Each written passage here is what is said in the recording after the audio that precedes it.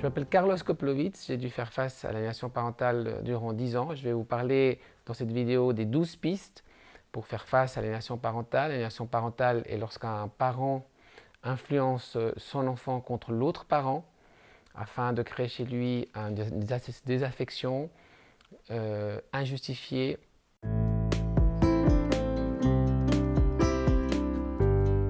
Par rapport à cette aliénation parentale, la bonne solution, c'est la garde partagée. C'est vraiment la solution. S'il n'est pas possible d'avoir cette garde partagée, quoi qu'il en soit, eh bien, sachez que les symptômes de l'aliénation parentale peuvent aller de broutilles jusqu'à des accusations injustifiées de violence ou d'attouchement. Ce qui est important, c'est vraiment de bien comprendre dans quelle situation on se trouve, bien analyser et s'aider justement avec des psychologues qui puissent nous aider ou des amis qui puissent nous aider, donc bien s'entourer.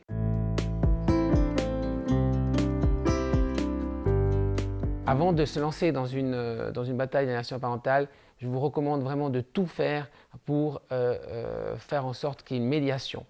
De pouvoir dialoguer avec l'autre partie, c'est essentiel. Autrement, les frais sont énormes et les dépenses d'énergie énormes. Donc la médiation d'abord et surtout.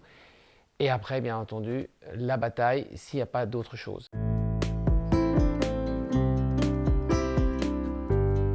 La question de savoir est-ce qu'il faut un avocat ou pas d'avocat, vous savez, au bout du compte, avoir un avocat, ça vous permet de vous décharger émotionnellement et deux, ça vous permet d'avoir un représentant devant la justice.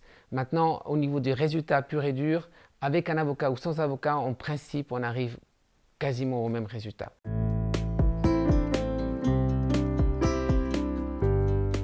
Le quatrième point que je voulais voir avec vous, c'était les témoins.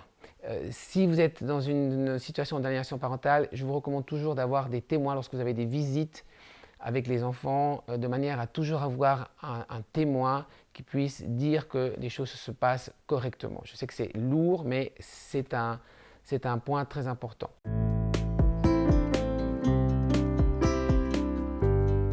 Ensuite, face à l'aliénation parentale, est-ce qu'il faut tout arrêter ou est-ce qu'il faut continuer la lutte? Tout arrêter, bien sûr, ça donne l'avantage de vous décharger d'une immense bataille, parce que l'aliénation parentale, ça amène une lutte et une bataille énorme en termes d'argent, en termes d'énergie.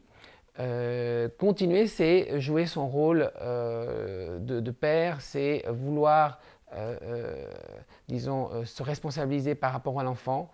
Et voilà, et donc continuer, c'est peut-être, par exemple en ce qui me concerne, c'est 10 ans de lutte et encore, je n'ai pas terminé de me battre. Et là, c'est un choix qui vous correspond et qui vous appartient.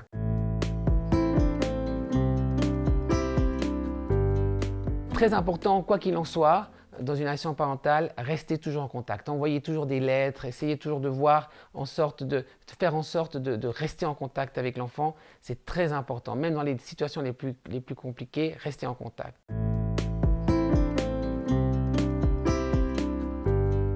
L'information qu'on peut donner, et c'est le 7e point, à l'enfant, attention, ne dites rien sur le processus, ne dites rien sur le processus juridique, sur les audiences.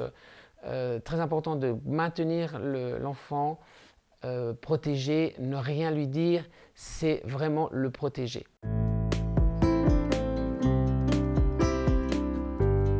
Face à l'enfant, il faut toujours se montrer très conciliant par rapport à l'autre parent, bienveillant. C'est très important. Si vous n'êtes pas, ça va se retourner contre vous.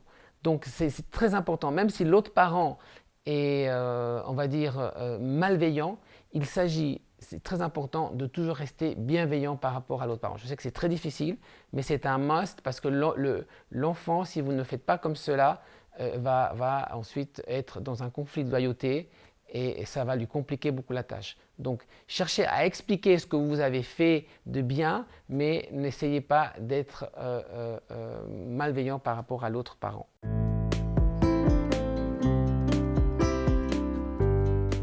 Quand vous vous lancez dans l'aliénation parentale et la lutte, eh bien, il faut savoir être procédurier. C'est des longues procédures, donc sachez qu'il faut être administratif, il faut savoir répondre aux courriers, être réactif.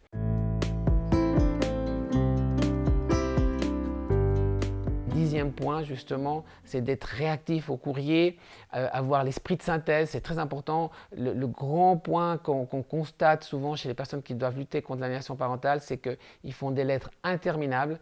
Et donc, il s'agit vraiment, quand vous expliquez une situation, de le faire en une page, voire maximum 2 pages. Mais s'il vous plaît, très important, pour être crédible face à la justice, ne dépassez pas ces 2 pages, autrement c'est compliqué d'être suivi par la justice et les acteurs.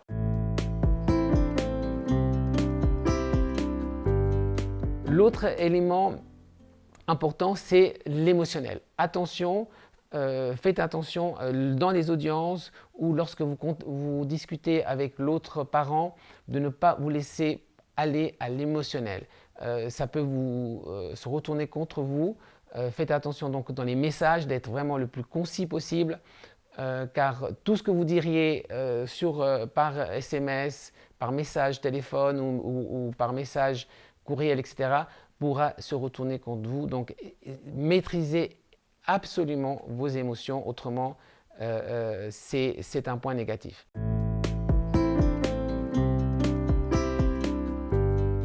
Ensuite, d'une façon générale, essayez vraiment d'avoir, quoi qu'il en soit, un second avis sur tous les points qui soient liés à l'enfant, le suivi, soit au niveau de la justice. Essayez vraiment d'avoir un second avis. Ça peut être un psychologue, ça peut être un ami, ça peut être une assistante sociale, ça peut être vraiment,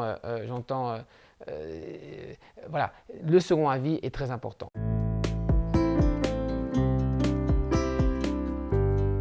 Et dernier point, je dirais, les expertises psychiatriques peuvent aider, le cas échéant, c'est vrai, peuvent aider le cas échéant à la justice à prendre des décisions. Donc, peut-être demander une expertise psychiatrique le moment venu.